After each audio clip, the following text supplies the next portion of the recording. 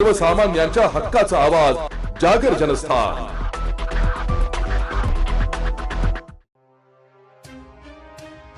नाशिकच्या जायखेडा येथील साल्हेर किल्ल्याच्या पठारावर शुक्रवारी 22 तारखेला 2 पुरुषांचे मृतदेह छिन्नविच्छिन्न अवस्थेत आढळून आले। या दोघांचा खून नातलगांसह त्यांच्या मित्रांनी जमिनीच्या वादातून केल्याचे तपासात निष्पन्न झाले आहे।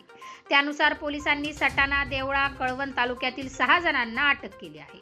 विश्वास दामू देशमुख, तानाजी अनंता पवार, शरद उर्फ बारकू दुगाजी गांगुर्डे, सोमनाथ मोतीराम वाघ, गोपीनाथ सोमनाथ वाघ व अशोक महादू भोये असे अटक केलेल्या संशयितांची नावे आहे। साल्हेर किल्ल्याच्या पठारावर शुक्रवारी 2 पुरुषांचे कुजलेले मृतदेह आढळून आले होते। दोघांच्या डोक्यावर, चेहऱ्यावर, मानेवर शस्त्राचे वार केल्याचे आढळून आले। मृतदेहाचे वस्त्र व इतर चीज वस्तूवरून पोलिसांनी मृतांची ओळख पटवली।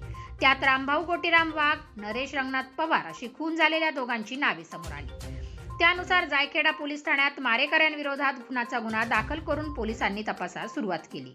पोलीस पथकाने तपास करून रामभाऊ वाघ व नरेश पवार हे दोघेही 13 नोव्हेंबरपासून बेपत्ता असल्याची नोंद आभोना पोलीस ठाण्यात होती हे पडताळले। दोघेही दुचाकीवरून सटाण्याच्या दिशेने गेल्याचे पोलिसांना समजले।